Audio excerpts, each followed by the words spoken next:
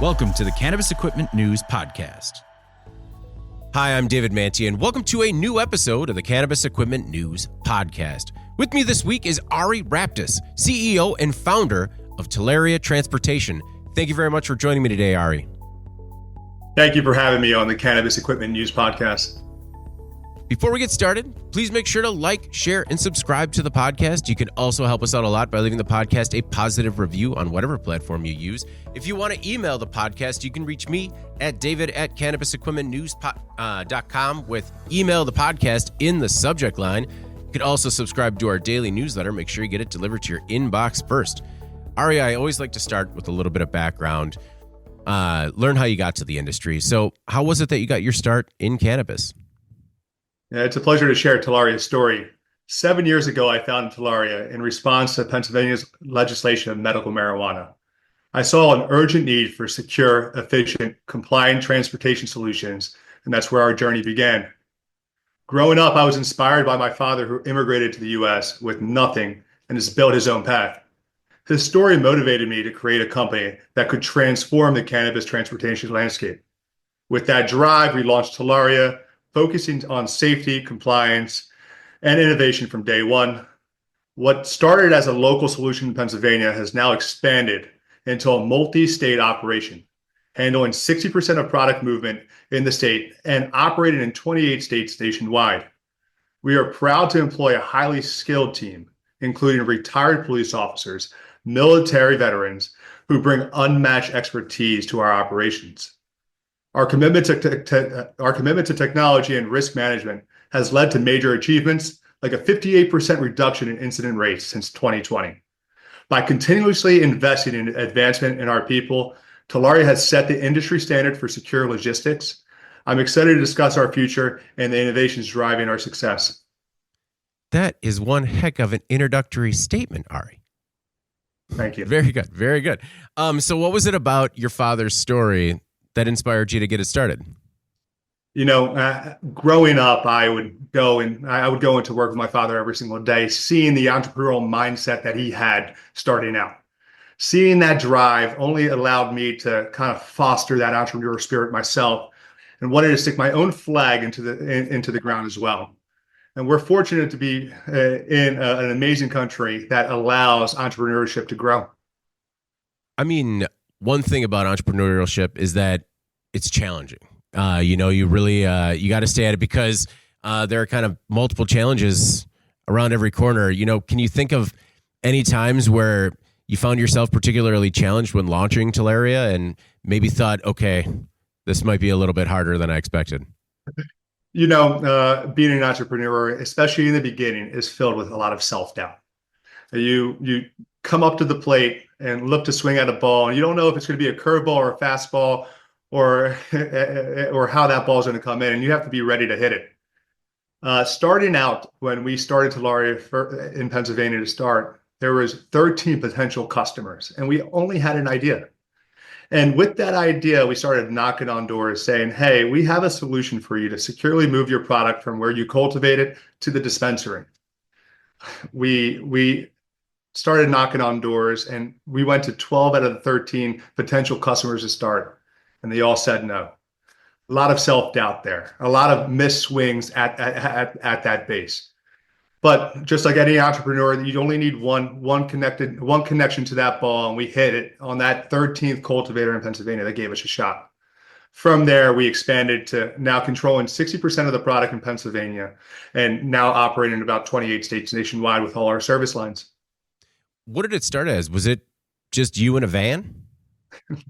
It was me in a van and one retired chief of police, our first employee. His name is Todd Bayshore. He just retired as the chief of police from a local township right outside of Harrisburg. And it was us kind of knocking on doors, doing the pitch, showing the services that we can actually offer.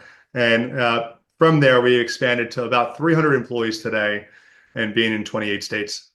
No, it's an incredible rise. And that's what I'm curious about, those early days. And, you know, when you knocked on that, the 13th door and everything seemed to finally go your way, what kind of services were they looking to provide? Yeah, so we The services that we were providing at that time were more specifically driven to moving the product securely from where they would cultivate it to the dispensary. And being in need in such a capital X heavy business where, as you know, cannabis equipment costs a lot of money to get up and running. The last thing a cultivator wants to do is then invest into a fleet of 5 vehicles that could cost up to $500,000 when they're completely outfitted. So we took on that cost from that initial burden and say, hey, we're a service provider. You can use us for 1 vehicle or you can use us for 5 vehicles. And you have that volume switch from day one. Allowed the cultivator to be able to scale up efficiently without having that huge CapEx expense from the very beginning. No, it really makes sense to me. What is the ROI in terms of, when you're working with a potential client that's looking at either bringing you on board or trying to do it in-house? I mean, just in terms of the vehicles and the labor expense, I got to think that unless they're a certain size, your services make a lot of sense. They do. And especially with states as big as Pennsylvania or as big as Missouri, when you have to travel from one side of the state to the other and do it in the same day, it's costly, especially for an operator that is looking to just get up and running. And when you need to invest in a fleet of vehicles and you don't know where the sales might come in from the state because you can only operate and sell within your state borders, it allows the operator to minimize their initial expense and turn up the volume and increase as their sales increase, we increase from the respective vehicle and assets for them. How are you drawn to the logistics side of the business?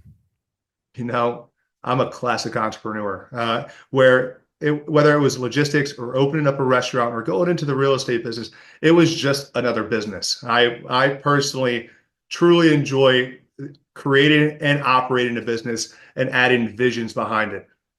Starting off 7 years ago, I was in the family business that had no logistics experience. But at the end of the day, if you have common sense and you have a little bit of grit and work ethic, you can get anything done. From there, we expanded and we grew. We learned the logistics business. We turned to industry professionals. We hired industry professionals, and we have some great guys in the room that actually kind of to level set us and take us to the next level. Who were some of those people that you brought into the room, and what did they teach you about the cannabis industry in terms of what it demanded versus what other industries might be looking for when it comes to logistics? We've hired everyone from the industry, from a cannabis industry to a logistics kind of world, where our VP of revenue used to run a multi-state operator here in Pennsylvania, and he is the leader in pushing our agenda to try and get more customers on that end. So his industry expertise in the cannabis world has really set the tone of how we're transitioning our cannabis transport business. From the logistics side, we've grown and hired director of logistics and a VP of operations that actually have tailored logistics experience in the past that have allowed us to now grow and operate in a more efficient mindset. Okay. So let's dig a little bit into the specific services. Are we talking about just the transport of raw materials? Are we talking about dispensary deliveries? What types of transportation do you do? Yeah, so Talaria has 3 different companies in its family. Talaria, where we are operating on a 2PL or a 3PL service, meaning that we respectfully can pick up on a 2PL service from cannabis and deliver to the dispensary, and or we can now warehouse the product. And that's based off of state legislation. In certain states, for example, New Jersey, where we're applying for a distribution license, we can now warehouse the product and handle fulfillment for cultivators. That turns into the 3PL service. So as states come online where we offer a 2PL service today, we will convert that to a 3PL service and be a distribution fulfillment arm. A secondary sister company and another industry that helps the industry revolve around and keeps the wheels of the industry moving is our cash in transit business. National Secure Transport helps facilitate the money movement for dispensaries and cultivators to get the money into the banking system. So National Secure Transport is a depository for financial institutions where we're pretty much an armored car company. where we visit the dispensaries, we pick up their cash, we bring it back to one of our secure facilities in one of our 28 states. We process and count the cash, and through our proprietary system, we communicate to the bank of how much cash we processed. And with that, the bank now offers that credit, that digital credit, to the customer. So we pick up the cash, and in the same day, now that customer gets their same day credit. We're then responsible for that cash to get to the Federal Reserve Bank on behalf of the financial institution. And we now are a financial institution depository at the Federal Reserve. So that company has grown based out of necessity. And we are currently processing $2 billion a year in cash for the industry specifically. And our third company is Melly Go, which is a home delivery business. That's operating in Utah specifically, but we're looking to expand that nationally. And that's a home delivery business, a direct-to-consumer business, where a dispensary can contract with us, and we can handle that fulfillment from the dispensary to that end consumer in a secure manner, where we have the secure vehicles, we have the system to communicate from the dispensary to the end that end consumer. So between the three companies that we operate, we envision ourselves as that invisible infrastructure that helps the cannabis industry move, where we respectfully handle that product, where they cultivate the product to the dispensary. We handle the cash movement from the dispensary to the bank, and then we also can help the fulfillment on the respective dispensary to that end consumer. So why Utah? Is that sort of your proof of concept? That was the proof of concept. We had an opportunity there with a partner that we're excited about, that we are now working with a large MSO in that state. And our goal from there is to continue to expand from that one state with that MSO and other multi-state operators in the space with that proven concept.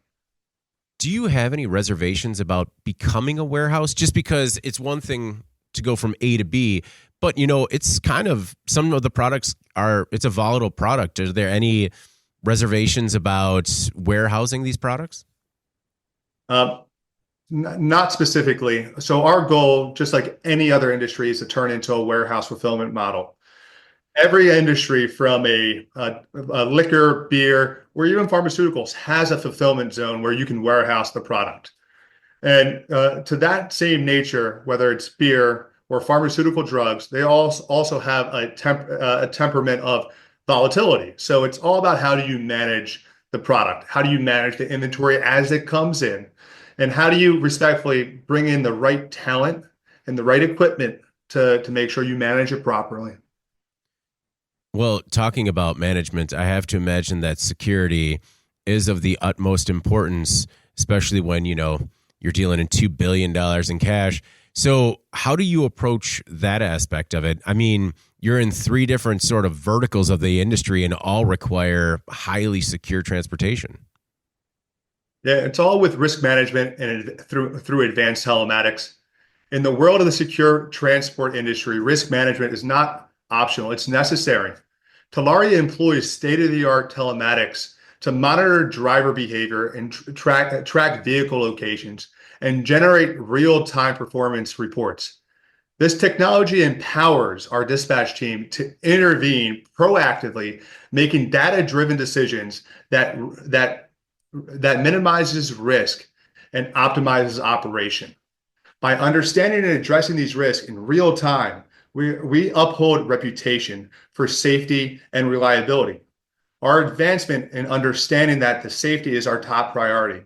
With these systems in place, we can confidently protect our clients' interests and ensure compliance in every step. Okay. What are some of the biggest logistical challenges that these operators are facing right now? From just the product transport side of the business, it's more about, how do they get product from point A to point B in a timely manner?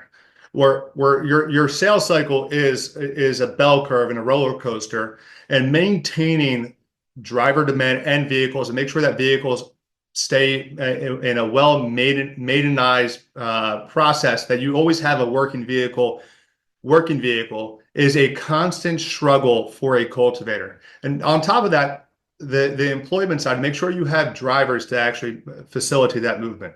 And as you go on this bell curve of a respective sales process, where you might need 5 or 6 or 10 vehicles in one week compared to one vehicle in the other week. That constant ebb and flow is a cultivator's nightmare from distribution and transportation.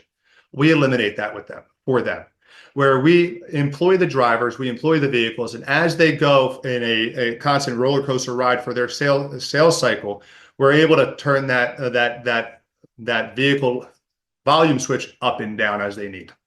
Okay.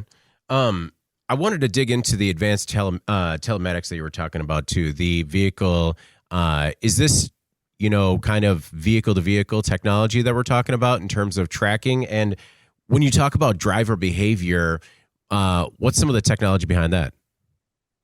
Yeah, so we have plugins that go into every single vehicle to track the breakage, speed, aggressive start, how long the car has been driving, how many miles it's been driving, along with video cameras within the vehicle. So we have 4 to 6 cameras, live footage of the vehicles of what is transpiring in real time.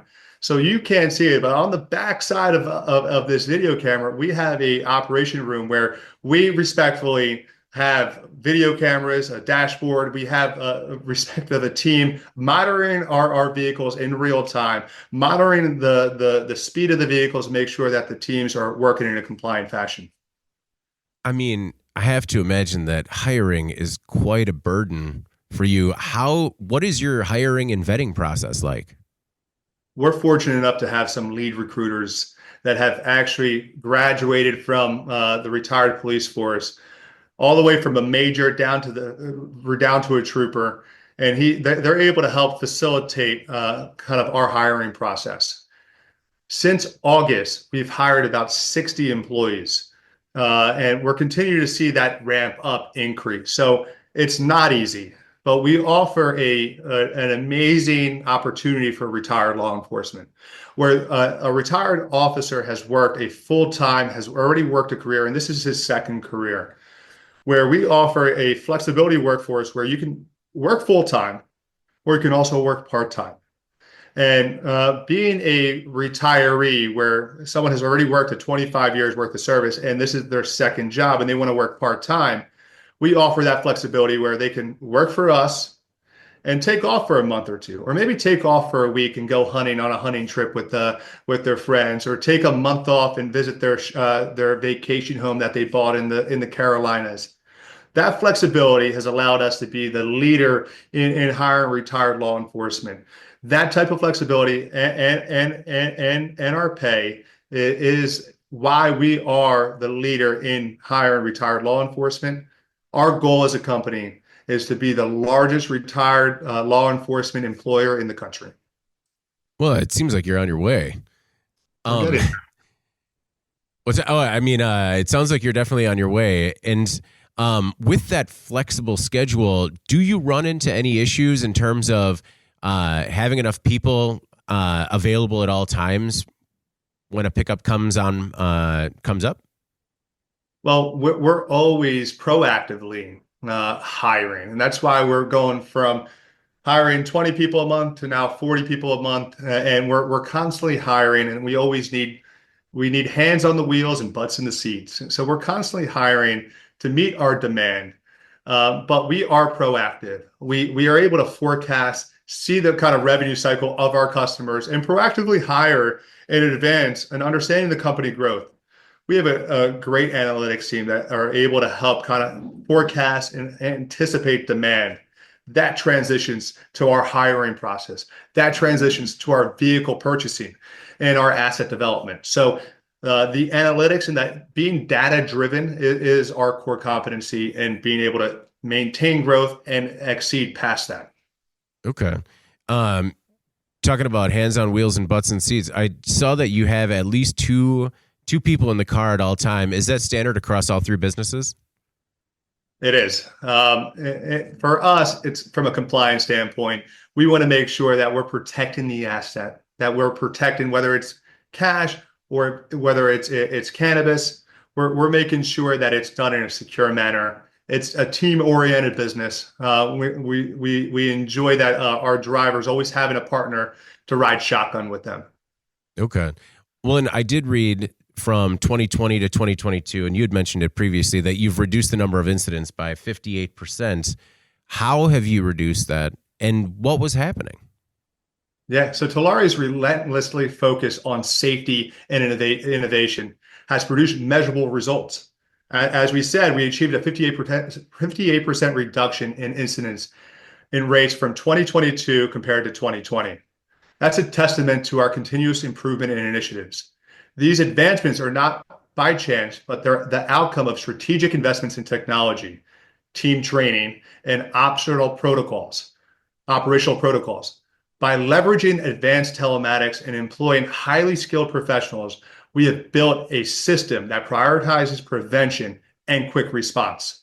Our success in reducing these incidents reflects our commitment to protect our clients' products and maintaining the highest standards of secure transport. And as we continue to innovate, we anticipate even greater safety milestones. What were some of these incidents?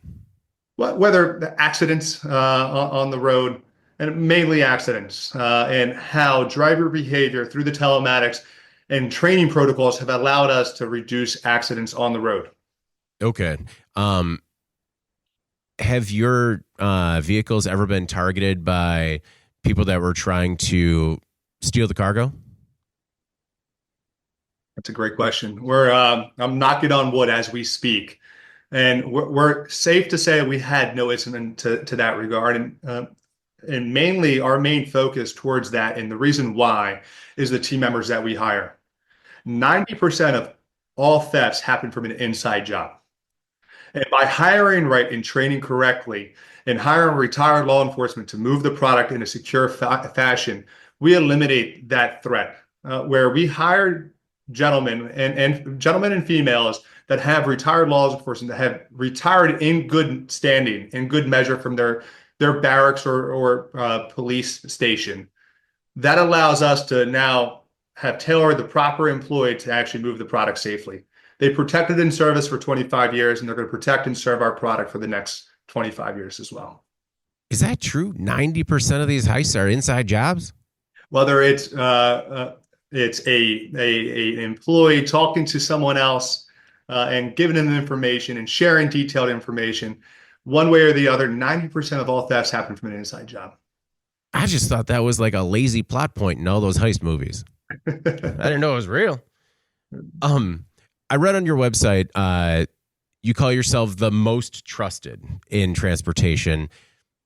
How do you feel confident in calling yourself, quote, the most trusted? Well, we're the largest transportation company moving product across the state. And with zero incidents to happen in theft and or lost, that we've classified that as a 100% success rate over the past 7 years. And it all comes down to the team members that we hire, and as we continue to grow, reliability is everything. And when we have an order that needs to respectfully be picked up, we're there on time and delivering the product in a secure measure. If we say we're going to pick up something, we're there to pick it up. There's no missed pickups and there's no lost pickups. We deliver product on time to wherever it needs to go. Okay. You know, working in 28 different states, is there any issues with using it? If you have to move part of the fleet to a different state due to bandwidth issues, are there ever any issues moving that vehicle? No, we're always on the edge of having each state siloed out and growing that individual state siloed. Oh, and it's all about the fleet upgrades and expansion. So we're on the cutting edge of secure logistics, and upcoming fleet expansion is a testament to our commitment. By the end of 2025, we plan to add 20 to 50 new vehicles, each equipped with advanced safety and operational technology. Our new vehicles will feature upgraded telematics, reinforced storage compartments, and enhanced security measures. This investment is not only to ensure our clients' products are transported safely and effectively, but also prepares us to meet the increasing demand from a rapidly growing industry. We're scaling with the purpose of precision, enhancing our infrastructure to deliver unmatched service. So as respectively that state is increasing, we're adding more vehicles to that state. we're continually adding the fleet to match that respective state's demand. What is your philosophy when it comes to maintenance, just to make sure these fleets stay up and running? So we have an amazing maintenance team. So we have a team that monitors our vehicle, and we have a telematics software that actually plugs into the vehicle and its hardware to provide software data back to us and let us know, hey, you need an oil change. Hey, this engine light comes on in real time. So we can proactively schedule that maintenance report, get that vehicle off the road, have a replacement vehicle for the drivers the next day. So the telematics software that we have allows us to kind of proactively manage the maintenance that comes down the line. I mean, that sounds smart. How many vehicles do you have in your fleet now? We're currently up to 75 vehicles today.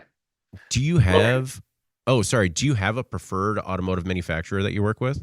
Yeah, we love the Ford vehicles. Okay. We love those. We love the Mercedes-Benz. That's how we got started. But we gravitated to the Ford vehicle just from the space and the size of the vehicle. There's been an industry-wide shortage on low impact vehicles. For example, the Mercedes Metris vans or the Ford Transit vans. And there's limited supply today and very limited manufacturers still operating in that small vehicle, the small vehicle, compact vehicle vans. So we've gravitated to the Ford line, and we're excited to continue that expansion with them. Okay. Of the 28 states that you work in, are there any that are more difficult than others, or is it kind of the same across all of them? So difficulty ranges on two fronts. One, from the compliance end, to make sure that every state you are operating in a compliant fashion. And every state, and the way the industry is so fragmented today from the transportation side, has different transportation laws per state. So from a growth perspective, operating 28 states, we have a dedicated compliance team that is tailored into our operations team to make sure that we work in a compliant fashion, to make sure each state that we're operating in, we're doing it in the most compliant way. That adds operational difficulty and efficiency when it comes to actually putting vehicles and moving product in that state. The second aspect to difficulty that we see from state to state is the state's landscape. So, for example, we operate in Minnesota. Minnesota, for 3-4 months out of the year, is under snow.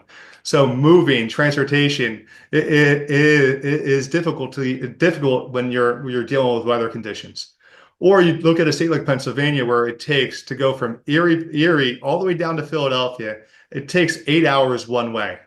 And tailor that with the state compliance, where you need to operate in between the hours of 7 and 9 p.m. and be able to deliver product in the same day. To go 8 hours one way and 8 hours back the other day doesn't really leave you a lot of room to transport on that 2PL service to deliver to more than one dispensary or two dispensaries. So that operational efficiency has proven challenging in such a heavily regulated industry that we see today. So because you have the pulse of so many different states, in your opinion, from a regulatory perspective, which state's doing it the best? So we see New Jersey as being that front runner on creating the distribution license and being able to tailor that fulfillment arm in the state. We're actively lobbying in Pennsylvania to add a fulfillment distribution arm as well. But just taking the concept of what New Jersey has done to allow you to aggregate multiple cultivators into one house and to be able to deliver product efficiently, it is the proven model of what every industry has done and will need to go as each state goes forward and establish new laws and new licenses. The fulfillment arm that you see that you will see in cannabis will follow the same fulfillment arm that you see in pharmaceuticals, that you see in beer and liquor. To aggregate orders allows faster delivery time to the dispensaries and in a more cost-effective manner.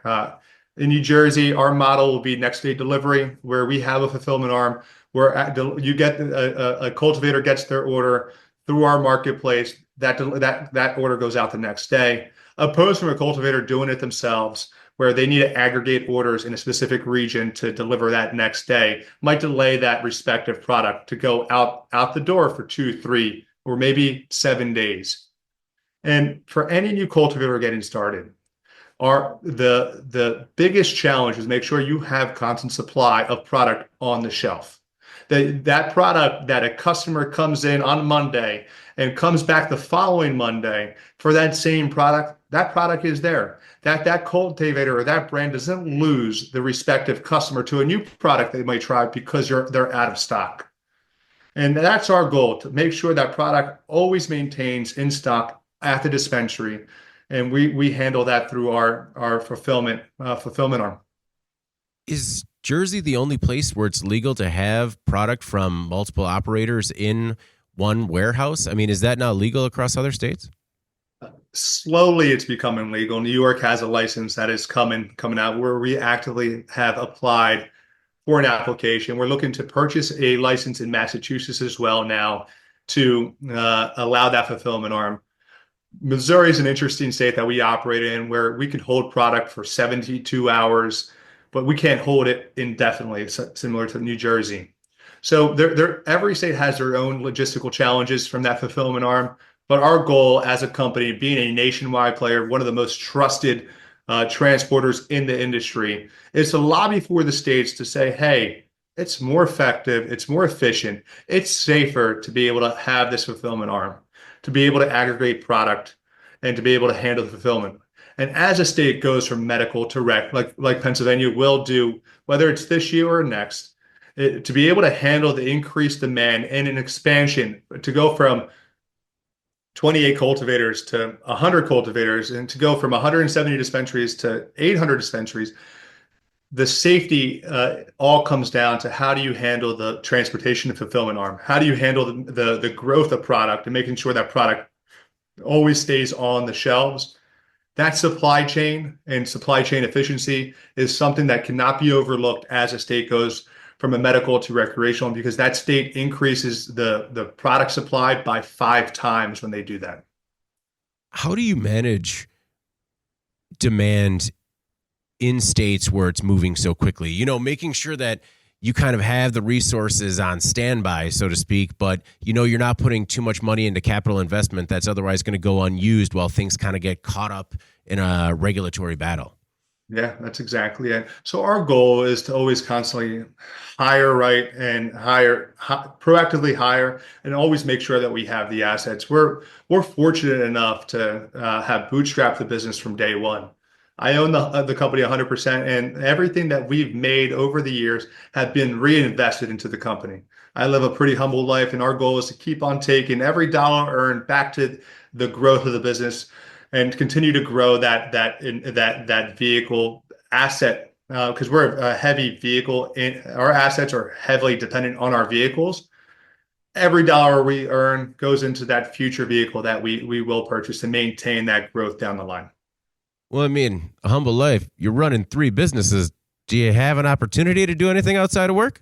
You know, I do, to an extent. I love going out to dinners and enjoying time with friends, but majority of my time is spent sitting in this desk on Zoom calls, traveling from one location to another, looking to increase our growth in our business, going to trade show conferences. I'm fortunate enough to sleep 4 to 6 hours a night and actually be able to optimize my time.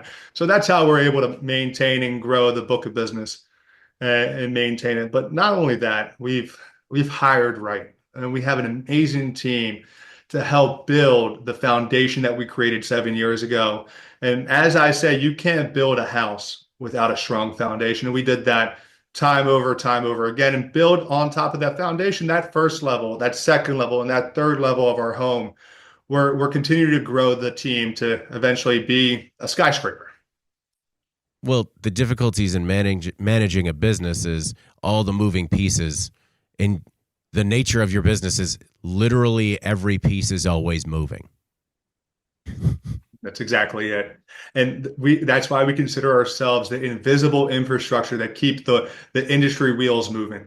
whether it's product, cash, or even home delivery. We are making sure that invisible infrastructure of the industry is thriving and growing. We're fortunate enough, as we move $2 billion in cash, we've moved a $1.5 billion worth of product a year or two in our vehicles. So that alone, that aggregates making sure that we put $1.5 billion worth of product on shelves, and we're looking to increase that year over year is our goal. Did you have any issues insuring your businesses? That was the biggest challenge from day one. We were able to find insurance, and if we didn't find insurance in that to get that initial contract signed, we probably wouldn't have gotten started.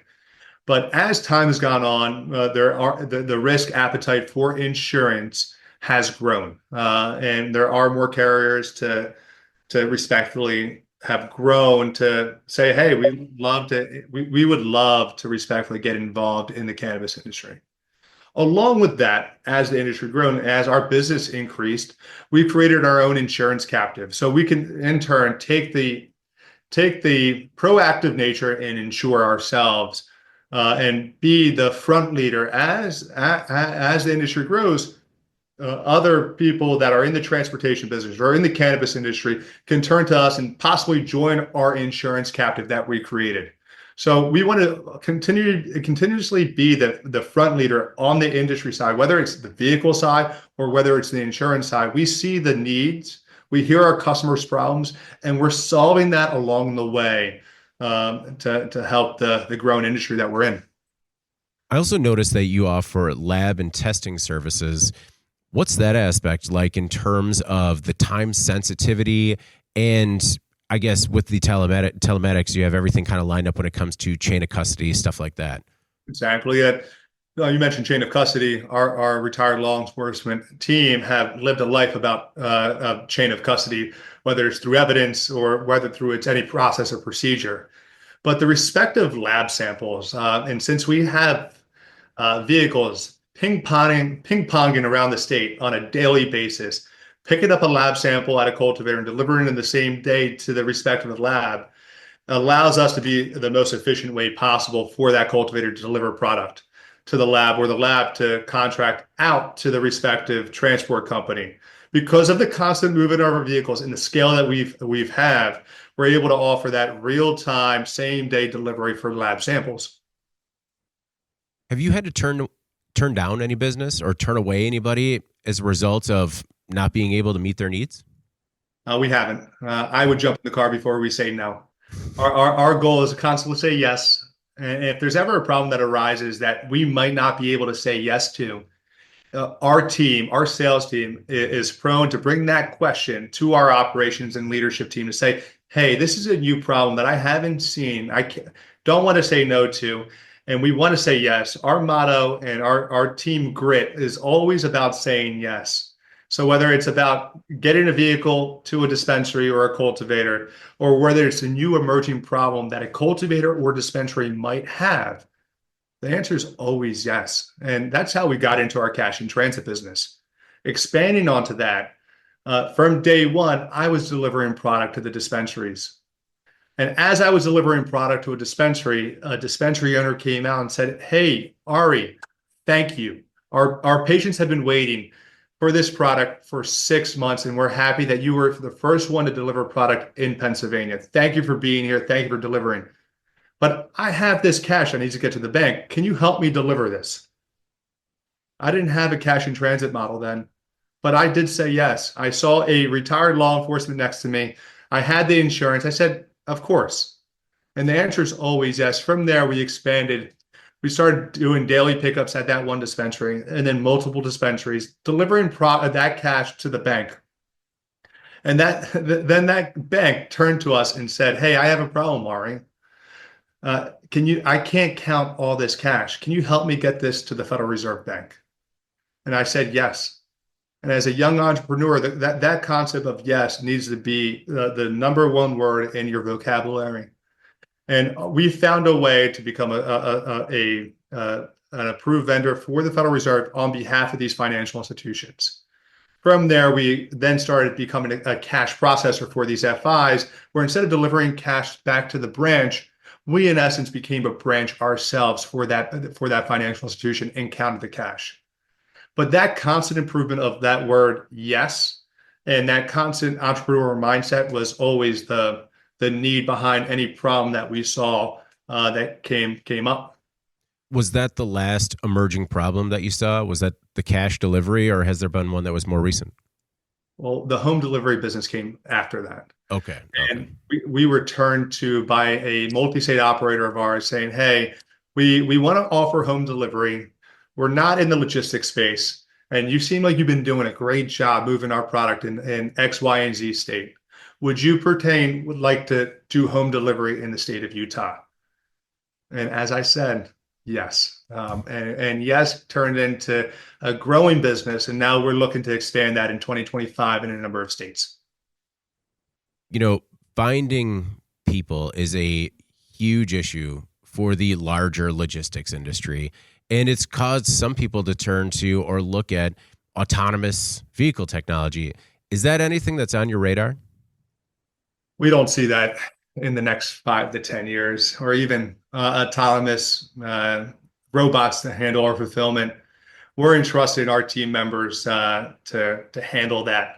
You might see a pitch into electric vehicles that come down the line. A lot of the manufacturers are coming out with cargo vans that are electric, but the mileage for us that we do 500 miles in a day, and we're moving secure product. We don't want to be stuck at a charging station for 25 minutes to fuel up and charge back up. So our goal is still gas today, and to continue down that push until we see the battery life of the vehicles extend to a longer range time. We don't see that autonomous vehicle and or electric vehicles being integrated into our fleet anytime soon. We would love it. We're actively pursuing a green mindset. I personally bought a Tesla myself. We're actively pursuing to drive in an electric fashion. We just need a more larger battery life.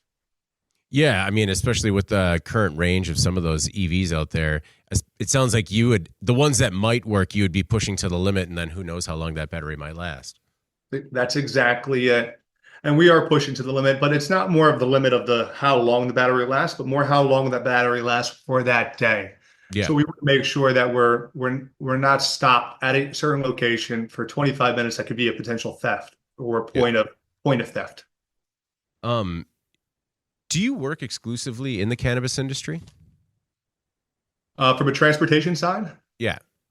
So we're in pursuit of our Schedule 3 DEA license. So we're looking to transport not only medical cannabis or recreational cannabis, but any Schedule 3 drugs. So any high-end pharmaceutical drugs, we're looking to become that distributor as well. Because at the end of the day, we know how to move products securely, know how to protect high-valued goods and highly regulated goods. So our goal is to continue down the line, whether it's cannabis or any type of Schedule 3 drug, to move it in a secure fashion. Well, I mean, as the entrepreneur, what's the fourth business going to be? My hands are juggling these three, and I'm looking to put out the burning balls that we're juggling today with these three. As the industry grows, another industry, another emerging product might come online. We'll always say yes to that. But something that we see expanding onto our product transportation business is our marketplace. And as we continue to expand onto that fulfillment arm in certain states like New Jersey, like Massachusetts, we see that marketplace growing. So we're able to then to help our brands facilitate movement in such a fragmented industry. So in turn, that fourth industry that we might see emerging is that brand relationship that I can turn to a brand and say, hey, I know you're an amazing brand in California, but we have fulfillment and distribution in these X states. Turn to us, brand, and we can help get your product on the shelves in these states. And the reason why you don't see a Coca-Cola today in the respective cannabis industry, where there's one brand that turns to be that Coca-Cola, is because it's such a fragmented industry. You need grow, cultivate it, sell all within that state. So if we can turn to a fulfillment arm like a Talaria to handle that fulfillment and move that product left and right, we're able to now to establish that brand in California and move their product into such a fragmented industry. Okay. Um, what are your thoughts on, a lot of people have been tossing around the idea of opening up interstate commerce. Do you have any expectations as to when that could potentially happen and what impact that would have on your business? Yeah, I mean, we're hedging that. We don't see that happening anytime soon. So our goal is to have the distribution networks in the state. So as that interstate commerce comes, we can then help fulfill that movement of product from a state like Missouri to a state like Pennsylvania, with kind of the fulfillment along all the way. Our goal is to be that Amazon fulfillment arm, whether it's David's cannabis strain or Ari's cannabis strain. Our goal is to make sure that this fragmented industry continues to grow. Interstate commerce helps that. We do see hurdles to get to that point. One, the we need to decriminalize cannabis from a Schedule 1 to a Schedule 3 drug. We need to open up a safe bank. That would be the first step. The next step would be safe banking. And then the third step probably would be a state nationwide recreational rec bill that comes out. These three steps are kind of the precipice before we see any interstate commerce.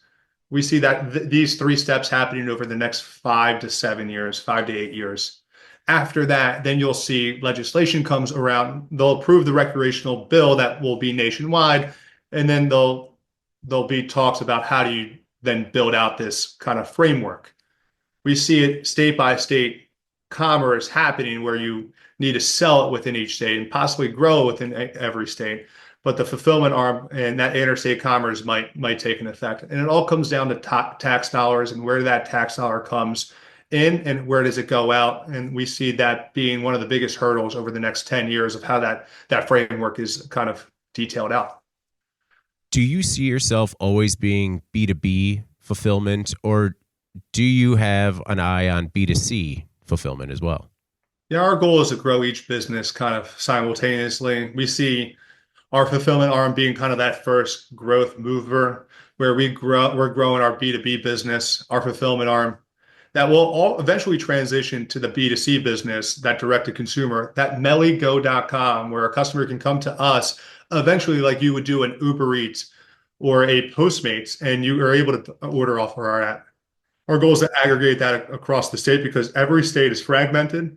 So our goal is to offer that same service for our multi-state operators in every single state. That continuity of that same type of service is our goal. And as we continue to grow, that's our continual pursuit of advancement, is to grow that along the way. But state legislation for home delivery needs to catch up to that. And we're actively lobbying in certain states to do that.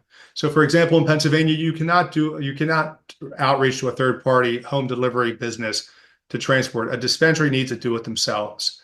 But a state like New Jersey or Massachusetts, they can turn to a third party service.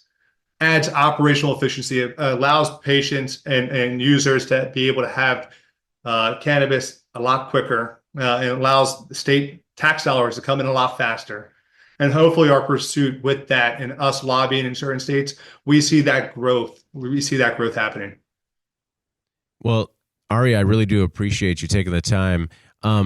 Before we get out of here, is there anything else that you want to make sure the Cannabis Equipment News audience either knows about yourself or your work with any of your three businesses? Yeah, we're constantly growing. We are operating in 28 states. Our goal is to operate in 35 states by the end of 2025. We work with all the large multi-state operators across the market. They entrust in us to move their products securely. They entrust us to move their cash securely, and they entrust in us to get their products to that end consumer. So we're an entrusted company in the industry, and we're looking to continue to grow. So reach out to Talaria, reach out to us. We're excited to partner up with you and help with your expansion and growth. We are a real partner where if you're a partner of ours, you have my personal cell phone number and you can reach out to me anytime. Our goal is customer service, and that's what we pride ourselves on and our forefront of our business. Well, in terms of expanding out to other states and combined with your lobbying efforts, were you surprised with how all the initiatives failed this last election cycle? No, we knew that certain aspects take time, and lobbying doesn't happen overnight. And Rome wasn't built in a day, but it all takes down to that foundation we mentioned earlier that you need to build upon. So having a strong base where we're in 28 states and a strong foundation today, and growing on top of that with a lobbying effort to help pursue that growth, to kind of help proactively forecast that next floor that we're building. We anticipated that certain things weren't going to pass in certain states, and certain things would get pushed. We're hedging that, but we're constantly pursuing that growth as well. Gotcha. So that's, where you're talking to people in the industry and they're just like, I don't know, things are looking good in this state. You're just like, yeah, I don't see it. And that is the biggest challenge of our industry today, where we're optimal in our place because I bootstrapped this business. I don't have investors. I didn't raise money off of a future ROI that might or might not happen. We see what might happen down the line. But a lot of companies that have raised money are proactively anticipating sales and demand for recreational states or increase in demand. Sometimes that doesn't happen. And when that doesn't happen, the ROI is not there, and that return back to the investors is not there. And the next capital call they might not have it. So that's a big challenge of the industry that is trying to grow and continuously grow in that kind of investment standpoint. Well, Ari, thank you again, man. I really do appreciate it. And it was really enlightening to learn a little bit more about the logistics side of the business. Thank you, David. I appreciate being on here. I'm an industry expert, so feel free to reach out to me on anything that you might see. Oh, I'm definitely going to take advantage of that. Too much so, probably. All right. Well, before we get out of here, please make sure to like, share, and subscribe to the podcast. You can also help us out a lot by leaving the podcast a positive review on whatever platform you use. If you want to email the podcast, you can reach me at david@cannabisequipmentnews.com with email the podcast in the subject line. You can also subscribe to our daily newsletter. Make sure you get it delivered to your inbox first. All right. For Ari Raptis, CEO and founder of Talaria Transportation, I'm David Manti. This is the Cannabis Equipment News Podcast, and we will see you next week. Welcome to the Cannabis Equipment News Podcast.